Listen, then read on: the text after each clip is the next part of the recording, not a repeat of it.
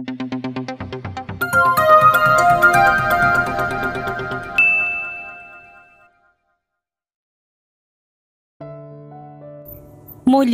ay hindi na naman namalaya ni Lailani ang paglipas ng mga oras.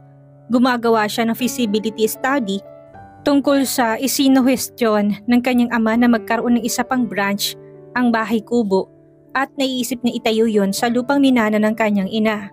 Napatigil lang siya sa ginagawa nang mag-ring ang telepono.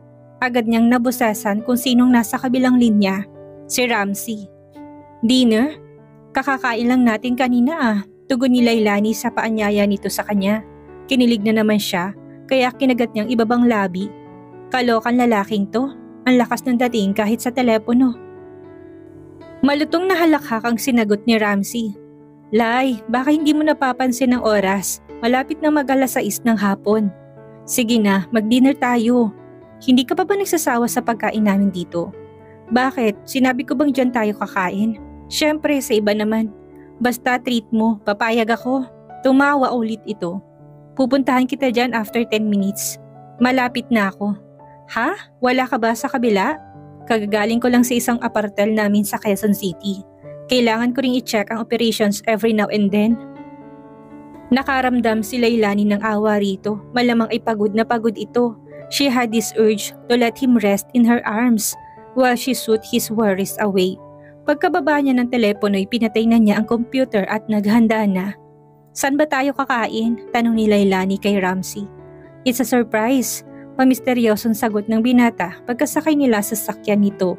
Nang punahin niya ang pasa nito sa panga, nagkibit balikat lang to. Hindi na niya ito pinilit magkwento dahil karapatan nitong manahimik sa isyong yun. Napakunot noo siya nang tumuloy sila sa car park ng isang kilalang kondominium. "May resto ba dito?" "Wala," sagot ni Ramsey. "Sinabi ko lang na magdi-dinner tayo. It doesn't mean we have to dine out. Kasi pagluluto kita." Napamaang si Lailani. "Ano raw? Ipagluluto niya ako? Ganun na ba kahaba ang hair ko? If you don't close your mouth right away, hahalikan kita." Napakurap siya at automatic kong itinikom ang kanyang bibig. Hindi ni Lailani napansin na katitig na pala ito sa kanya. Ano kaya kung ibuka ulit niya ang kanyang bibig? Hahalikan kaya talaga siya nito?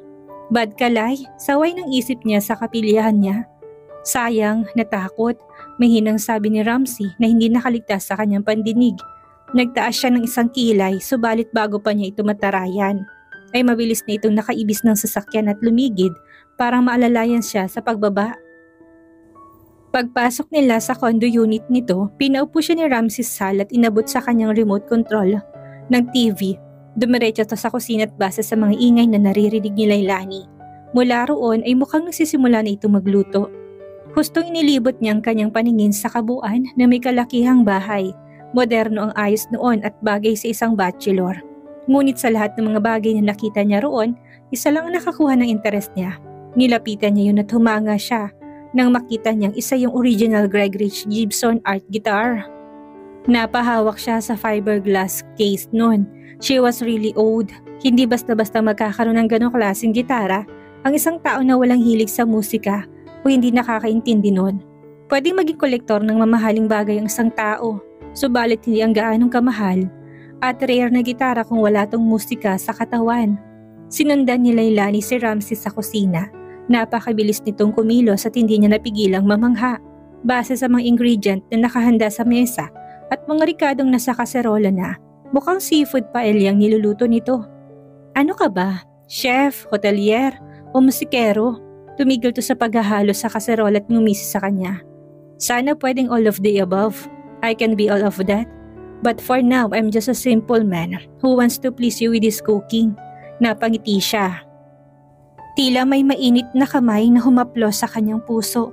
Hindi na niya nakikita rito ang lalaking kinaiinisan niya noong unang beses silang nagkaengkwentro. Ang tanging nakikita niya ay ang lalaki unti-unti nakakapasok sa kanyang puso. Hindi siya makapag-react dahil sa kanyang realisasyon. Nahuhulog na nga bang puso niya rito? Subalit hindi niya alam kung anong tumatakbo sa isip nito. Maybe he was just being friendly. May maitutulong ba ako? Tanong ni Lailani kay Ramsey. I have everything under control, sagot ni Ramsey. Nagugasto ng kamay at lumapit sa kanya. Hinawakan itong mga kamay niya at hinila siya pabalik sa sala. Dito ka na muna. Kapag hinayaan kitang tulungan ako, hindi mo na masasabing pinagluto kita. Hindi nakagalaw si Lailani nang iipit ni Ramsey sa likod ng kanyang tenga ang ilang hibla ng buhok na tumabing sa kanyang mukha. Nakiliti siya sa mumunting kuryenteng dumaloy sa balat niya. Mula sa kamay nito, titig na titig ito sa kanya. Tila malulunod siya sa lalim ng titig nito. Napabilis ang kanyang paghinga, ngunit napigil niya yon nang ilapit itong mukha nito sa mukha niya. Nandigas siya nang kintalan siya nito ng halik sa noo. Stay put. Kapag nagpunta ka pa ulit sa kusina, hahalikan na kita sa lips. Pilyong sabi ni Ramsey na makalayo na sa kanya. Kinindatan pa siya nito bago naglakad pabalik sa kusina. Teka, huminto ito at bumaling sa kanya. Pwede ko bang mahiram ang gitara mo? Iingatan ko, promise. Gusto ko lang subukan habang nandito ako. Nautal na sabi ni Lailani. Naman kasi, kung hindi mo ako hinalikan, diretso sana ako magsalita. Ngumiti ito. Sure, lumapit ito sa fiberglass case at nilabas doon ng gitara. Pagkatapos ay inabot nito yon sa kanya. Lai, meet Blue. Napangiti siya. Blue? As in color blue? Hindi, blue. Spelled B-L-U. For beautiful, lavish, and unique. Parang ikaw. Nakangising sagot ni Ramsey. Natawa si Lailani. Alam niyang pambobola lang ang huling sinabi ni Ramsey. Thanks, Anya. Para siyang batang inabutan ng paborito niyang chocolate. What's the matter with me? Tanong ni Ramsey sa sarili nang makabalik siya sa kusina. Una, para siyang baliw na nakipag-bid sa auction para lang maisayaw si Lailani. Pagkatapos, naghintay siya ng parang tanga para maihatid dito sa bahay.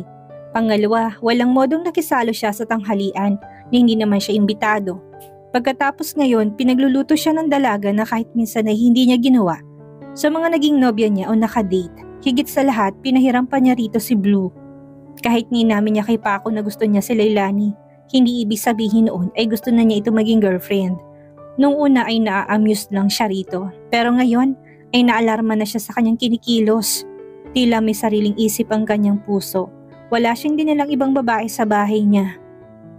Lagi siyang nakikipagkita sa labas o napupunta sa mga bahay ng mga yon. Napabuntong hininga si Ramsey nang marinig niyang pag-strum ni Lailani sa kanyang gitara.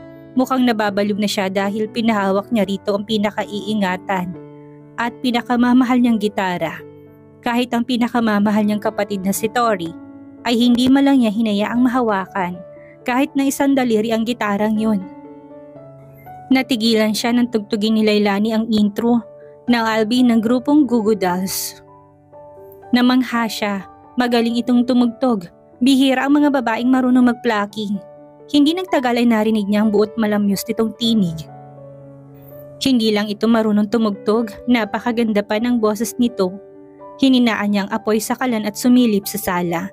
Nakangiti at mukhang siyang-siya ang itsura ni Lailani. Napangiti siya. He would give her more than that guitar just to see her face light up like that. Para tong bata nagniningning ang mga mata habang pinaglalaroan ang pinakamagandang laruan nito. Binalikan ni Ramsey ang kanyang niluto nang maamoy niya yon. Nahahati ang kanyang isip. Hindi niya mapangalanan ang nadiskubre niyang saloobin para kay Lailani at alam niyang higit pa sa simpleng paghanga ang nadarama niya para dito. You play very well. You cook very well. Nagkatawanan si Lailani at Ramsey nang nagkasabay silang nagsalita pagkatapos nilang kumain. Mauna ka na, Lai. Sabi ni Ramsey sa kanya, nilapit nito sa kanya ang chorus con tsokolate na ito din ang gumawa. Yun na yata pinakamasarap na paelyang nakain ko. Matapat na papuri ni Lailani dito. Kumuha siya ng isang churros at sinawsaw yon sa chocolate bago sinubo. Steer? Binubola mo yata ako eh. Kitang-kitang kasiyahan sa mga mata ng binata. Sa papuri niya. Pagdating sa pagkain, hindi ako marunong mambola. Sinasabi ko talaga kapag masarap o hindi. May pagkapihikan kasi ako. Nag-aral ka bang magluto? Lumuwang ang ngiti ni Ramsey. Hilig lang, international chef ang daddy ko kaya hindi may iwasang maimpluwensyahan. Lalo ako natutong magluto nang dito na kami sa Pilipinas nag-aaral ng kapatid ko.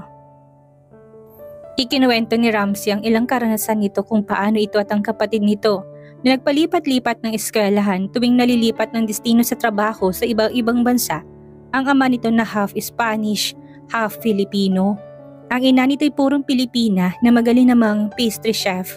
Kaya kadalasan kung nasan ama nito ay doon na rin nakakakuha ng trabahong ina nito.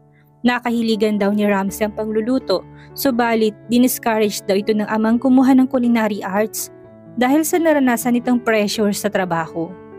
Hindi raw magandang malimit na pagbabiyahe ng may pamilya na. Mahirap ang ganon, komento ni Leilani pagkatapos nitong magkwento. Bukod sa palipat-lipat kayo ng mga bansa at tirahan, pati ang mga kaibigan mo pa iba-iba rin. Yeah, it was really difficult. Pero wala naman ako pinagsisisihan dahil marami din ako natutuhan at nakitang ibang lugar. Yung iba kapag nag-retire na sa trabaho, saka lang nakakapag-tour around the world. Kami baligtad, naglibot muna sa buong mundo bago nag-settle dito sa Pilipinas. It was an awesome experience. Napangiti siya, nagustuhan niya optimistic side nito. Siguro sa ibang bansa mo rin nabili yung gitara mo. Yup, halos 2 taon na ako nag-working student para lang makaipon at mabili ang gitarang yun. Natatawang tugon ni Ramsey. Ibig sabihin, marunong ka mag-gitara? Natuto ako dahil sa mga naging kabarkada ko ng first year high school ako. Wala akong formal lessons. Natuto lang ako sa pagtuturo ng kung sino-sino. But they said I had a good ear for music and I could distinguish between ranges of pitch and tone very well. Ako naman na magtatanong, matagal ka na bang marunong tumugtog ng gitara? Tumango si Leilani. Mula na natuto akong mag-alphabet, sinabi ko na sa parents ko na gusto kong mag-take up ng music lesson. Nagumpisa ako sa piano hanggang sa matugtog ko pati violin. It was only a hobby for me pero ang pangarap ko talaga magkaroon ng sariling restaurant. I know how to cook. Pero hindi ibig sabihin nun masarap laging luto ko. Natatawang sabi ni Leilani. Kaya mas gusto kong mag-manage kesa kung nasa kusina. Tumawa to. Mamamatay ang resto mo kapag nilayasan ka ng mga chef mo. Alam ko. Pero kabisado kong recipes nila dahil bago pa yun mailabas sa menu, kailangan alam ko kung paano nila niluluto yun. Sigurista ka. Dapat lang, business pa rin yun. Nakipag-high five ito sa kanya. Some more red wine? Umiling ang dalaga. No thanks, I'm good. Baka makatulog ako sa taxi pa uwi. Ihahatid kita pa uwi at bukas ipapasundo ulit kita kay Manong Boy para maihatid sa resto. Ano oras ka ba papasok? May flight ako papunta sa Cebu bukas. A-attend ako ng food and cooking convention doon. Filipino cuisine at native ingredients ang ipifeature nila kaya hindi ko mapapalampas yun. Gaano ka katagal doon? Mukhang nalungkot dito na ikinatuwa naman ni Leilani. 4 days lang, hindi ko maiwan ng matagal ang resto. Siguradong magiging tambak ang trabaho pagbalik ko. That was what she hated the most every time she needed to be away. Napamulagat si Leilani nang bigla na lang hawakan ni Ramsey ang kanyang kamay. Mag-iingat ka lagi. Ako na lang maghahatid sa'yo bukas sa airport. Ano oras bang flight mo? Binigyan niya rito ang detalye ng kanyang pag-alis. Magkatulong silang nagligpit at naghugas ng pinagkainan nila. Ayaw niyang patulungin ito, ngunit nagpumilit siya. Napilitan itong pagbigyan siya dahil binantaan niya itong hindi siya magpapahatid dito. Habang nagpapababa sila ng kinain, magkatabi silang nagjamming sa sofa sa sala. Natutuwa si Leilani na hanggang sa choices ng musika ay magkasundo sila. Napakagatlabi siya upang supili ng kilig ng tugtugin nito, ang All I Want ng Toad ng The Wet Sprocket. Kahit wala itong formal lesson, mahusay itong tumugtog and she was falling in love with his gorgeous voice. Buyon at maihanay niya ito sa mga professional male singer. Sinabayan niya ito sa pagkanta ng chorus na 7 na umabot sa 100. Bakit ba akmang-akma ang kantang pinili ni Ramsey sa nararamdaman ko? Does you feel the same way? Ayaw ni Leilani na mag-overanalyze dahil baka genuine na nakikipagkaibigan lang ito sa kanya. Kung ano-anong mali siya nang pumapasok sa kokote niya. Just enjoy the music, bilin niya sa sarili. That's creating good music together. Nakangiting sabi nito pagkatapos nilang kumanta. I like this, dagdag pa ni Ramsey habang nakatitig sa kanyang mga mata. I like it too, very much. Subalit hindi nila Leilani yun maisatinig. Eh di kumanta pa tayo. Tumingin na lang siya sa gitara nito dahil hindi na niya matagalan ang nanunood na titig nito. Sa bilis ng pintig ng kanyang puso, baka himatayin na siya. Nagbabasa ka ba o nakatingin ka lang dyan? Sinalya pa lang ni Ramsey si Paco. Pinuntahan niya ito sa opisina nila na nasa apartel na tinatawag ding Rad's Place. Kanina pa niya hawak ang pamphlet para sa choices ng materials para sa exterior finishing ng kondotel na pinapatayo niya. Subalit wala siyang ibang nakikita doon kung hindi ang mukha ni Leilani. Nang nagdaang hapon ay inihatid niya si Leilani sa airport papunta sa Cebu. Hiningi niya ang cellphone number nito. Sa gabi lang niya ito tinitext para hindi niya ito maistorbo sa convention. Nagpipigal din siyang tawagan to, baka bigla niyang masabi rito na miss na niya to. Ngayon lang siya nakaramdam na para siyang mababaliw sa paghahangad na makita at makasama isang babae. Wala yata akong kausap. Hello? Muling untag ni Paco sa kanya. Napilitan si Ramsey na mag-angat ng tingin at salubungin ng tingin nito. Wala ako sa mood pumili eh. Nagtaas ito ng kilay at tumalokip-kip. Bakit? May babae ka na naman bang dinump kaya nagkakaganyan ka? O baka kilala ko na yung babaeng laman ng isip mo ngayon? Nanunubok na tanong nito. Hindi ni Ramsey masabi ritong nababaliw na siya kay Leilani dahil ayaw niya malaman ito na nagiging seryoso ng nararamdaman niya para sa dalaga. Sigurado siyang hindi dito magugustuhan iyon dahil sa kapatid nito. Babae lang ba pwedeng dahilan para mawala ako sa mood? Kailangan ko lang ng exercise. Mag-tennis tayo mamaya. Yaya niya rito na ikinatawa lang nito. May nakakatawa ba sa sinabi ko? Nakunot nung tanong ni Ramsey kay Paco. Style mo hindi na nagbago. Bukod sa bulok, inuud na. Kapag inuusisa ka tungkol sa babae at gusto mong umiwas, niyayaya mo ko sa kung saan-saan. Aliw na sabi nito. Mukhang hindi niya ito malulusutan ngayon. Masyado siyang kilala nito. Babae lang ang pwede kong maging problema. Pagkakakila pa rin ni Ramsey. Nakangising tiningnan siya nito na parang sinasabing bistado na siya nito. O sige nga, kung hindi babae, ano problema mo? Saglit na natigilan siya subalit nakabawi rin kaagad. Worried ako kay Tori. It was half true and half lie. Tumawid ito ng upot biglang sumeryoso. Bakit? Anong nangyari sa kanya? Affected ka? Panunod yun niya rito. Umingos to. Babae pa rin ang problema mo. Kapatid mo nga lang. Anong problema ni Tori? Tumaba ba siya kaya hindi niya maisuot ang gown niya para sa wedding na pupuntahan namin? Tumawa siya. Slim si Tori sa height na 5'7". Hindi pa niya nakitang tumaba ito kahit ng mga bata pa sila. Mahilig kasi itong sumali sa mga marathon at triathlon kaya nami-maintain itong slim figure nito. Mas gugustuhin pa niyang madagdagan ang timbang nito dahil sa tingin niya ay mas bagay yun dito. Dahil ayon sa mga lingwahe ng mga lalaki, kulang ito sa bumper and caboose. Wala silang problema sa ganung bagay. Nag-aalala lang ako na parang wala siyang interes sa family business namin.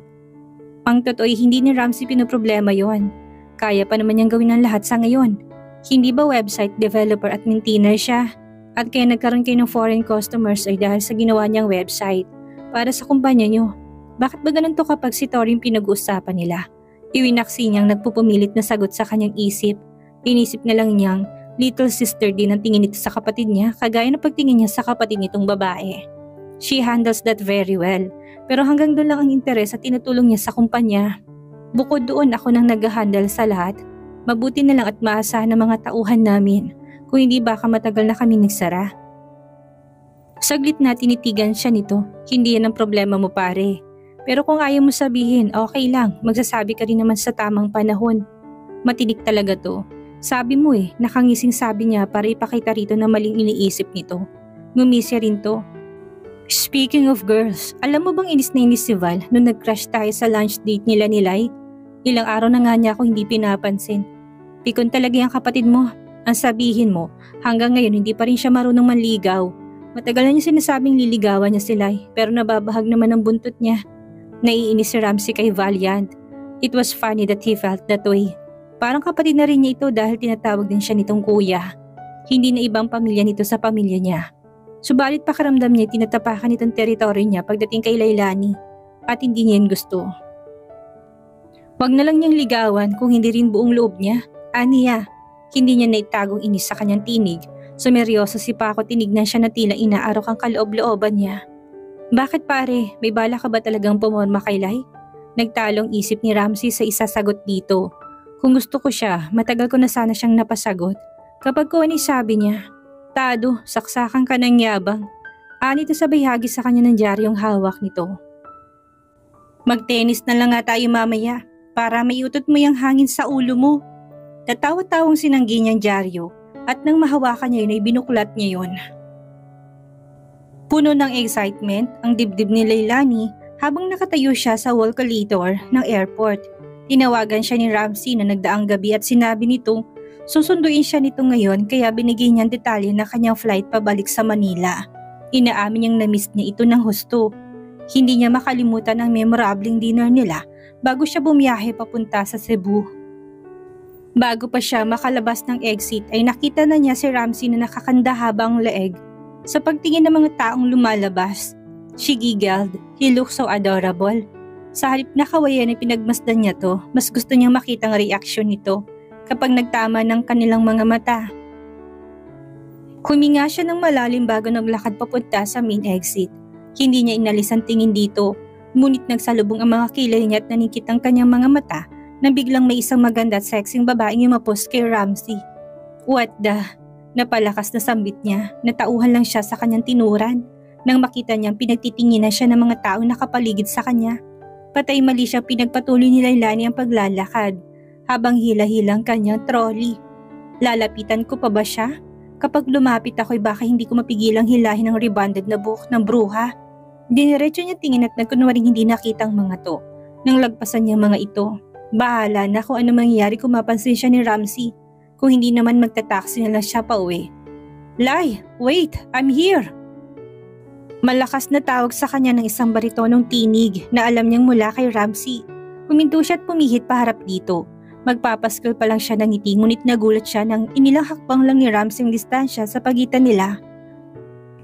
There you are. Punong-puno ng kasiyahan ng mukha nito. She also saw tenderness and something else in his eyes. Kamo masaya lang yan kasi niyakap siya ng malanding babae. Paghihimutok ng kanyang isip, subalit bago siya nakakilos upang hanapin kung nasa ng malanding babae niyakap na siya ni Ramsey. God, I've missed you so much. Pabulong na sabi nito, she held back a smile. Kinikilig siya kaya hinayaan ni Lailani ang sarili na namnamin na sandaling nakapaloob siya sa mga bisig nito. Na-miss niya lalaki at mabangong amoy ni Ramsey. Pati ang init ng katawan nito ay tila pamilyar sa kanya kahit na yun ang unang beses na niyakap siya nito. Gumanti siya ng yakap dito. Who is she? Narinig ang tanong ng isang matinis na tinig na isang babae. She sounded possessive. Ito marahil ang yumakap kay Ramsey kanina. Otomatikong tumaas ang isang kilay ni Lailani. Marahan niyang tinulak si Ramsey upang masilayan ang itsura ng bruhildang straight ang buhok. Subalit sa halip na masindak niya ito sa mataring na tingin, siya ang napamaang dito. At dito na po nagtatapos ang ika-4 na kabanata ng ating kwento. At sana'y muli niyo po akong samahan sa mga susunod pang kabanata. Maraming salamat po at ingat po tayong lahat.